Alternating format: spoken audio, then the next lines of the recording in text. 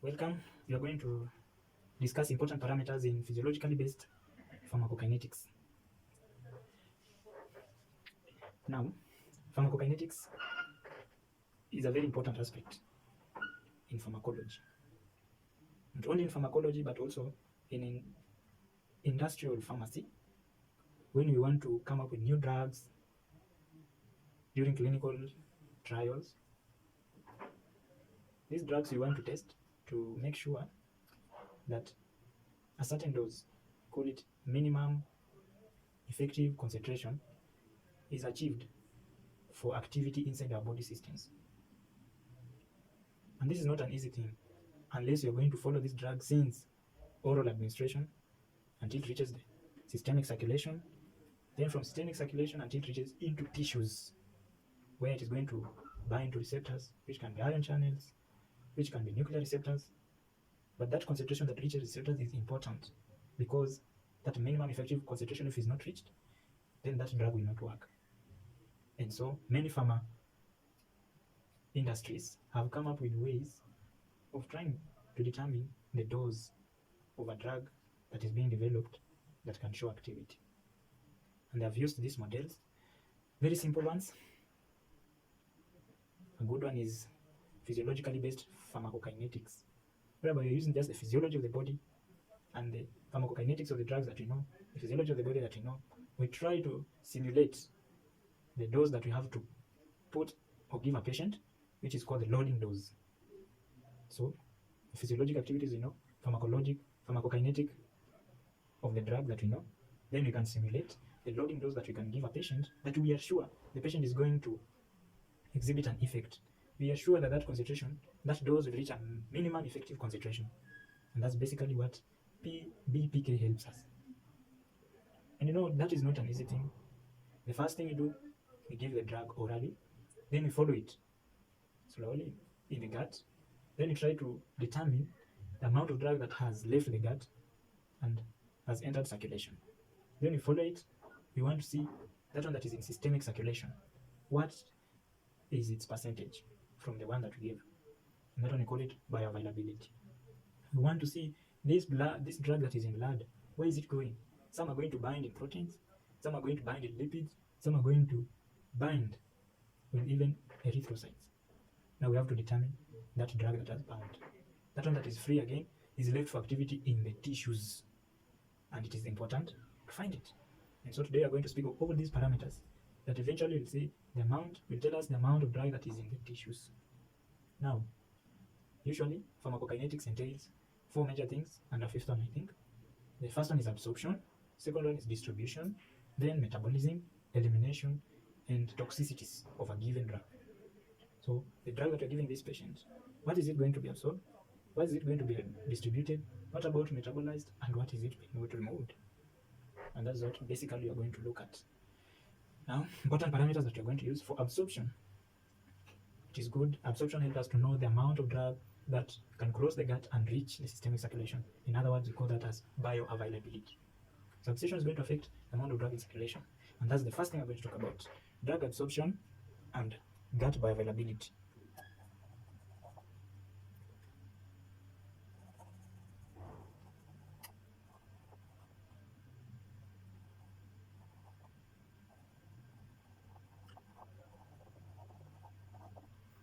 That's what we're going to talk about. And for us to determine what amount of drug reached the systemic circulation, we are going to use 4 parameters. The first one being fraction absorbed. Fraction absorbed is just the fraction of drug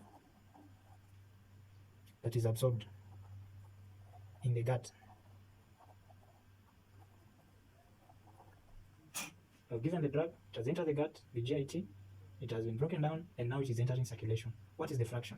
If you gave a 500 mg, and what is the amount out of 500 is going to go into circulation? Meaning not all of it will go, some will be metabolized, some will just be removed. Now I want to say fraction absorbed.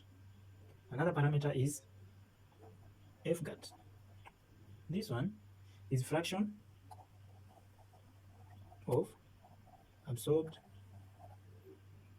drug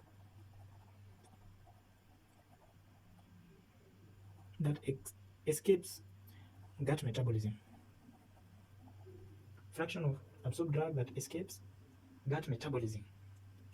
Meaning this drug has been absorbed, but still it is being metabolized. What is that fraction that did not get metabolized? It was absorbed but was not metabolized. And there's another parameter, we call it FG. This one is fraction of orally administered drug that escapes first pass metabolism in the gut.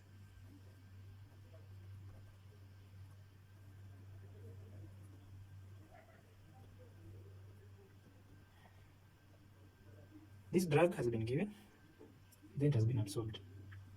Now, in being absorbed, there's that fraction that was metabolized, did not get absorbed. Again, that one which has been absorbed, there's that one which was metabolized. So what is the fraction that did not get metabolized in the gut and also after being absorbed? And that one we are calling it FG. And usually FG relates with F absorbed and F gut, in that FG equals to F fraction absorbed, you multiply by fraction that escaped gut metabolism. Yeah. And then there is the fourth parameter we call F hepatic. So F hepatic is the fraction of that absorbed drug that escaped first pass metabolism in the liver. Meaning this fraction was not acted upon by liver metabolic enzymes such as phase 1 enzymes, the CYPs, and phase 2. And so it went straight to the systemic circulation. This fraction, we call it F hepatic. Fraction of absorbed drug that escaped hepatic first pass metabolism.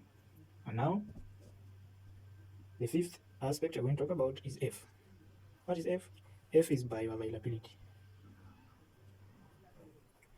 As I've said, bioavailability is that fraction of drug that was orally administered but reached systemic circulation. Or you can say it escaped metabolism, first pass metabolism. So that amount of drug F is a function of all these other four we have spoken about. F absorbed, you multiply by F gut, and you multiply by F hepatic. Now from the up here, we said F absorbed, you multiply by F gut, that is same as Fg. That's same as Fg. And so bioavailability equals to Fg multiplied by F hepatic. Now, there's a question just to show how you can apply this concept. That question is this one. It says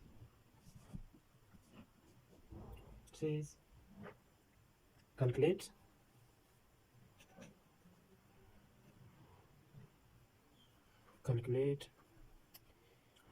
Fg if F equals to 4%, F hepatic equals to 0.15 or 15%, and F absorbed equals to 100%. This is a very easy question, direct question. So we say F equals to F absorbed multiplied by F gut multiplied by F hepatic, isn't it? So just substitute the values. F absorbed, I've said, is 100%, which is 100 over 100, multiplied by F gut, we don't know. We multiply by F hepatic, I've said, is 15%, which is 15 over 100, and our bioavailability, I've said, is 4%, which is 4 over 100. Now, that one is writing as a percentage, and we can cancel. This one, this one to get 1. This one, when you divide 15 divided by 100, is same as 0.15. and this one will be same as 0.04. Yeah, so 0.04 equals to 1 times f gut times 0.15. So come on. As you continue, you've said 0.04 equals to 1 multiplied by f gut multiplied by 0.15. So you divide 0.15, divide 0.15. And if you do that, you're going to get f gut equals to 0.2667. And as a percentage, you can write as 26.67. That is, we multiply by 100. Now, that one is f gut. But our question was asking fg. And you have said fg equals to f absorbed multiplied by f gut. So fg will be 1, which is absorbed, multiplied by 0.2667. Yeah. And if you do that, you're going to get our fg is 0.2667 or 26.67%. Now, that is there. Next, we're going to tackle an important thing called absolute bioavailability. Absolute bioavailability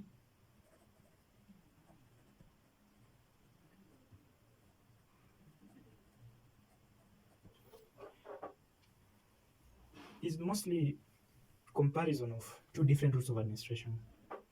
We have oral and intravenous. So when you give a drug intravenously, it goes direct to blood. And we tend to say that this is 100% bioavailability because it's already in systemic circulation. It is given direct, no worry of first pass metabolism, no worry of others being removed without being absorbed. Now, that one is given as 100. Bioavailability is 100 for intravenous. For any other routes, it can be oral, it can be intramuscular, it can be subcutaneous, it can be even transdermal. We have to calculate bioavailability with comparison to intravenous, which is 100%. So to compare this, we will say this drug is given, drug X over dose Y is given intravenously. And then the same drug, drug X of dose Y, which can be another dose, is given orally. Now we have to compare it and find what is bioavailability. So this one will easily help us to understand what is the amount of drug in systemic circulation, because you already know that for intravenous is 100%. So if you can equate this 100%, you can find the one that you're going to give orally, which mostly is close to accurate. And so we say absolute bioavailability equals to area under the curve for oral. You divide by area under the curve for IV, then you multiply by dose of IV, divide by dose of oral. Yeah, dose of oral. And just that, very easy. You just plot in and you get whatever you're looking for. And I have a very good question here for that. And the question is, an example here is the area under the curve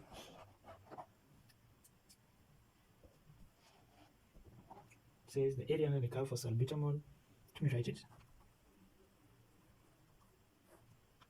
Area under the curve.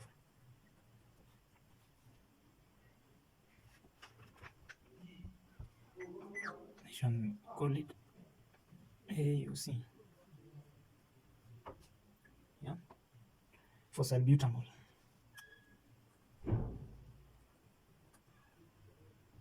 Salbutamol from a 10 mg IV dose was found to be was found to be 94.6. Yeah. Now, when this same dose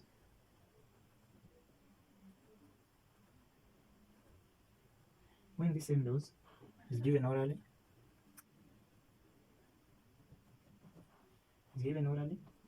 the area under the curve was found to be 60.5 microgram per ml. Now, find the absolute. What is the absolute bioavailability? Now, that's a very good question. You have been given area under the curve for oral, area under the curve for IV. You have been given also the dose. So just plucking. So solution will be absolute bioavailability equals to area under the curve for oral over area under the curve for IV. You have to multiply by dose IV and dose oral. What do we do here? You substitute, plug in the values, and now this will be, we have said 60.5, remember the units, NCG, ml, then 94.6 NCG, ml. You have to multiply by the dose, and dose you have said is 10 mg and 10 mg. So this one will go, when you calculate, you'll find equals to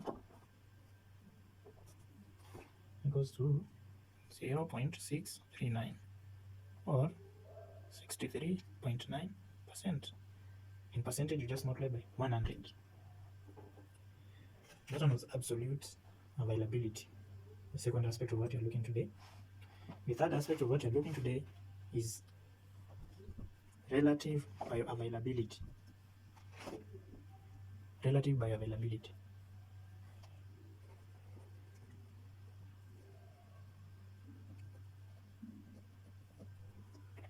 Relative bioavailability, you are simply comparing two drugs.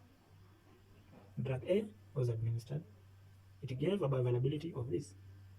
Drug B was again administered, it gave bioavailability of another. So you're just comparing, and mostly bioavailability, relative bioavailability is used in comparison of bioequivalent drugs. Bioequivalent drugs is that bioequivalence simply means two drugs both administered with the same route of administration. It can be oral, it can be IM, it can be whatever, but it gives pharmacokinetics or concentrations close to each other. And a very good example of such drugs are generics.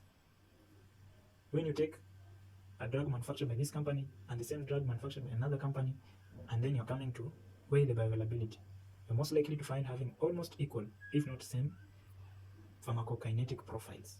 So such drugs are said to be bioequivalent. And the best way to determine bioavailability of such bioequivalent drugs is relative bioavailability. You're comparing two drugs, but same route of administration. Same route of administration. Now, you can say that relative bioavailability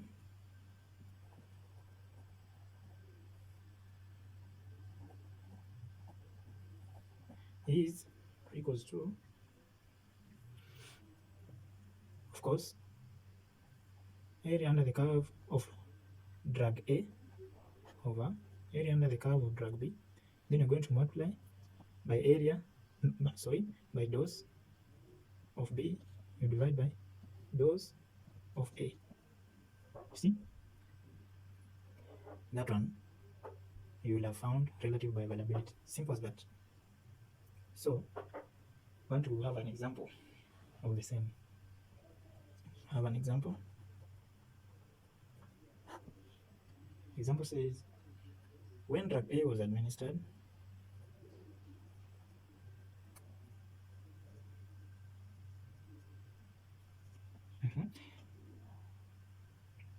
by IV to a group of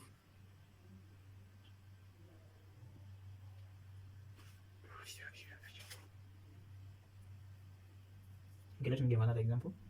So area under the curve, let me leave this one. Let me give another one. Area under the curve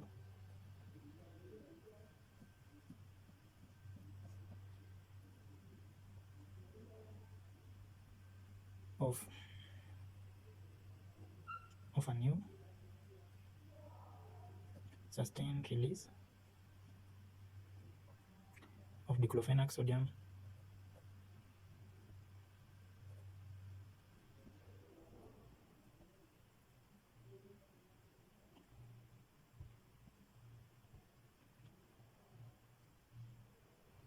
after giving a dose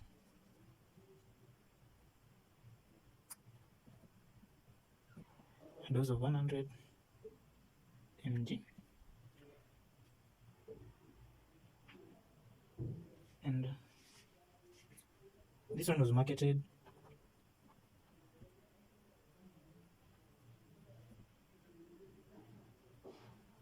under sustained release.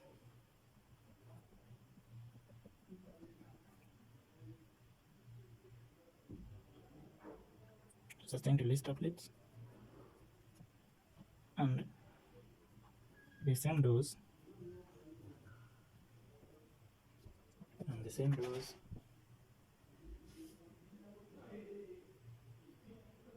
was found to be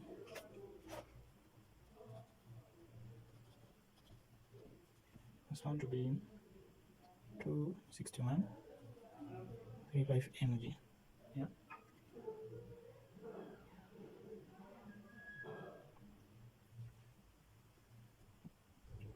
Now the question goes, what is the relative availability of the same drug?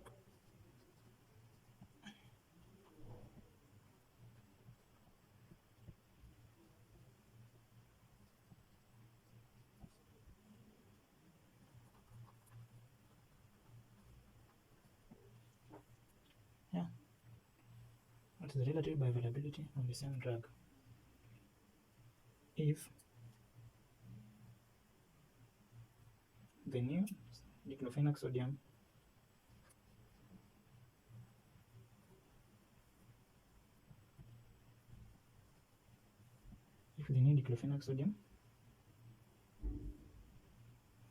and area under the curve was 50.3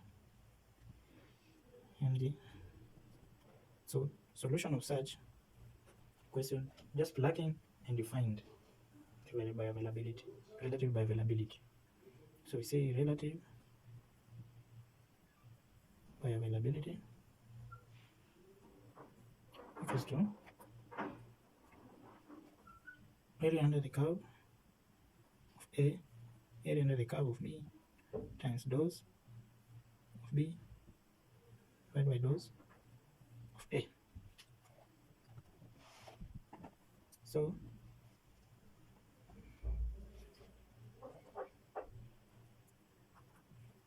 now I want to calculate. Plug in the values.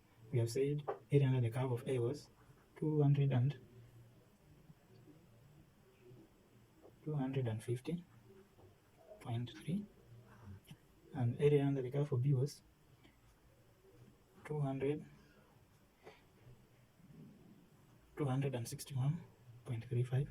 Our dose we have said is 100, also 100, maintained dose,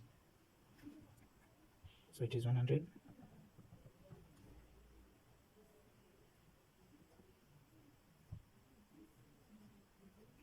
And we can cancel these ones.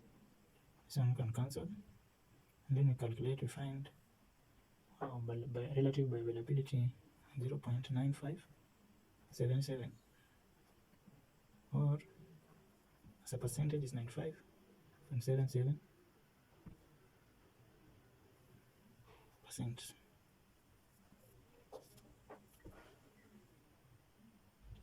And that is it.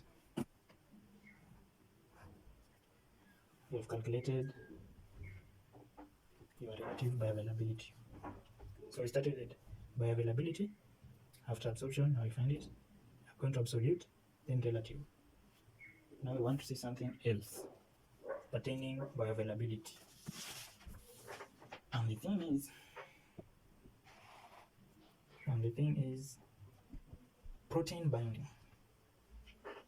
Protein binding.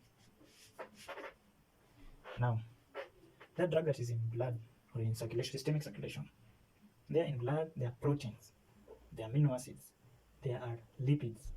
This drug cannot just be free. Some will go and bind into these proteins and lipids. Some will go to tissues. Some will bind at the same time to be unbinding. So you'll find there's that one which is bound, that one which is free. And this one is very important because the drug that is free is the one that is going to exhibit activity in tissues. Something that is bound cannot exhibit any activity. And that's why it is important to determine plasma protein binding. Yeah, call it plasma protein binding. In plasma protein binding, we want to take it as an equilibrium thing. That drug that is binding and unbinding, that process of binding and unbinding is at equilibrium.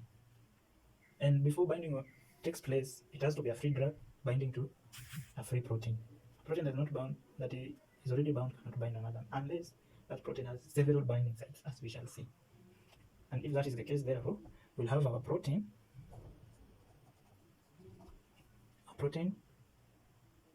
and our drug. We bind. I have said it is at equilibrium, so it has both forward and backward. Forward it is binding, backward is unbinding.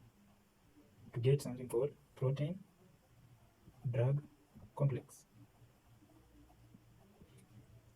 Now, the protein that is binding the drug that is binding to protein is free, and that protein is also free. So I can say this protein should be free, this drug should also be free, and you'll get bound drug and protein. And so this one you can say this is P.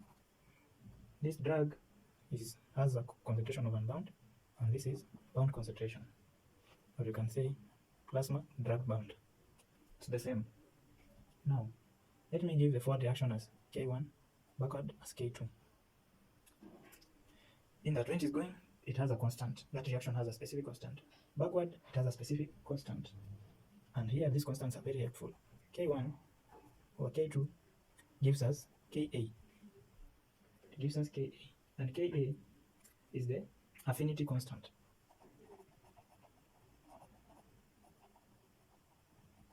This affinity constant is going to help us to calculate that drug that is freely in the plasma.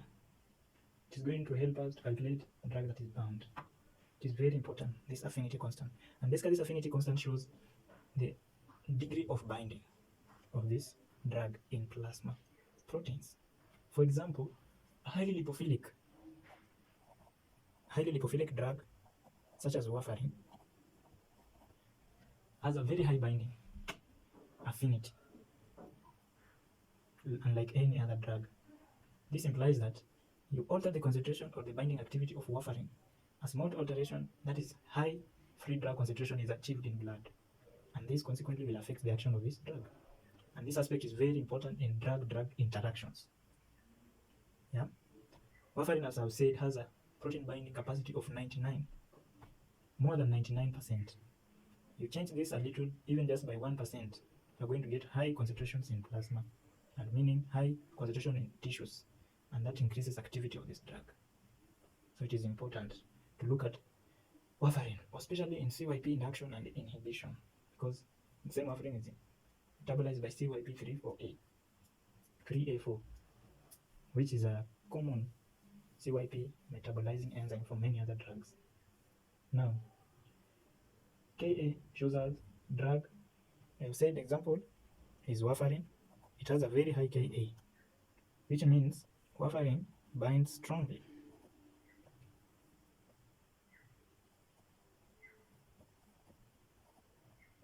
So the drug warfarin binds strongly. It is true also for the opposite. It has low Ka, it does not bind strongly. And usually formula for Ka, which I've said is important in helping us to get unbound fraction, equals to Ka equals to Cb. This is concentration of bound. You divide by unbound by plasma, that one which is free, plasma protein which is free. And up to here, this one is for one binding site. But you can find like other plasma, alpha plasma acid binding sites have up to 6 binding sites. So one, you use this formula. But for up to 6, then you have to add n. N is number of binding sites. Number of binding sites in one protein. That one will help you to calculate Ka. That said is affinity constant. Now, it is good to know Ka, affinity constant. As I've said, you can use Ka to find fraction unbound in plasma. And fraction unbound in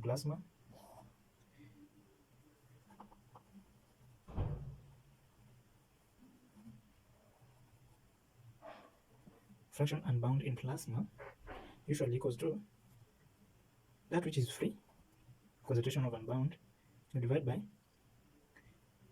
total concentration of drug in plasma, which will be that one which is free and that one which is bound.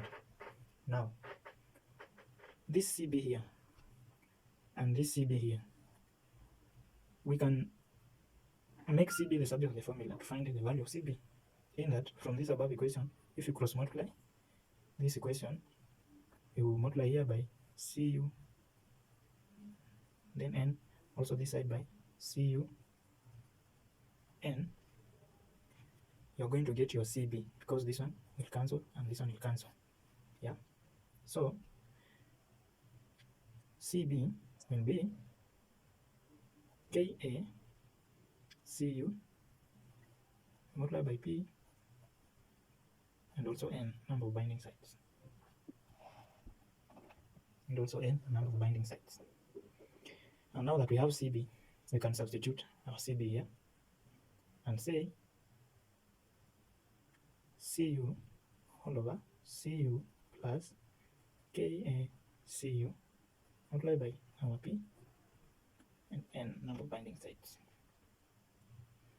And so if we remove this Cu outside, like this is like brackets, we remove Cu outside, we'll have Cu over Cu into 1, you're just doing factorization, plus Ka times P n.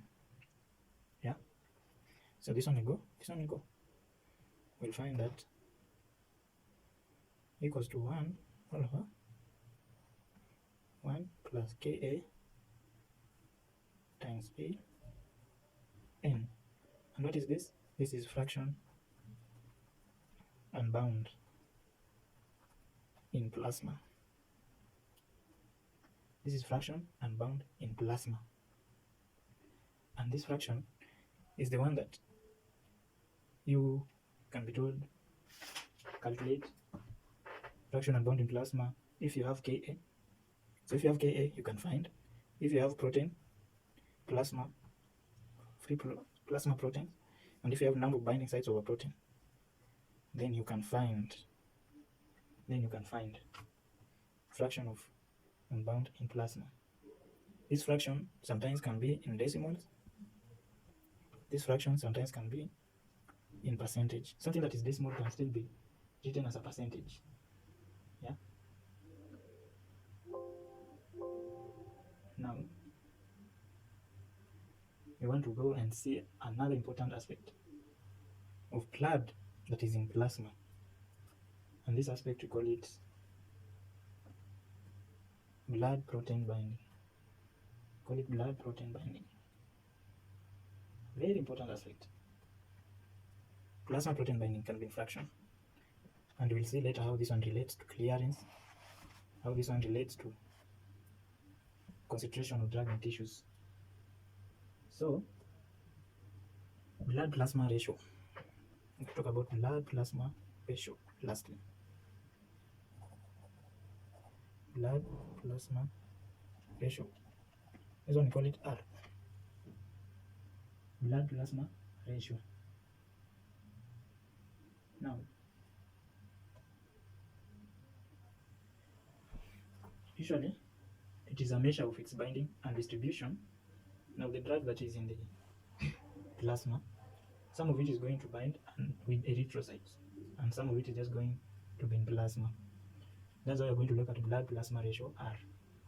And I want to say it is a measure of that drug binding, yeah, drug binding and distributing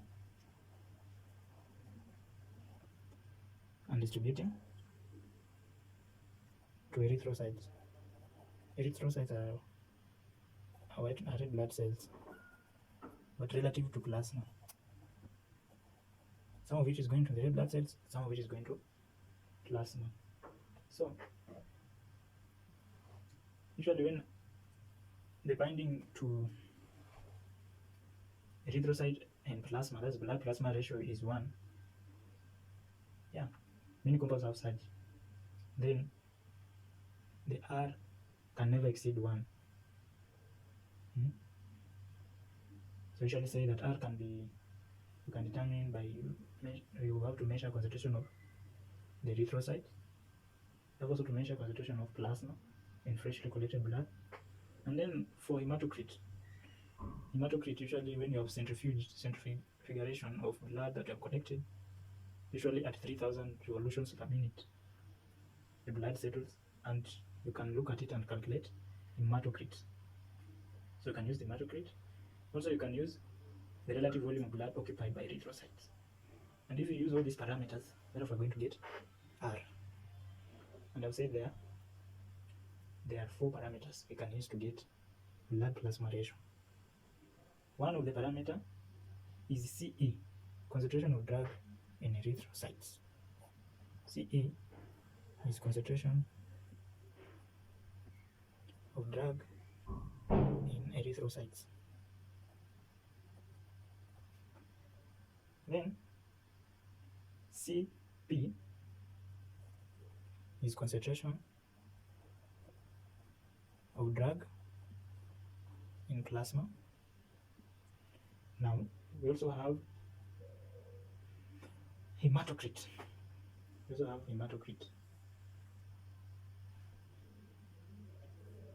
Which is H. Hematocrit. And so we can obtain R. If we have all these parameters, we can obtain the fourth parameter called R, whereby we are saying R is concentration of erythrocytes. You have to multiply by hematocrit, and then this one to get, you add concentration in plasma, you multiply by the 1 minus hematocrit. Whatever you get, you have to divide by concentration in plasma, because it is relative to plasma. And if you do that, you have R.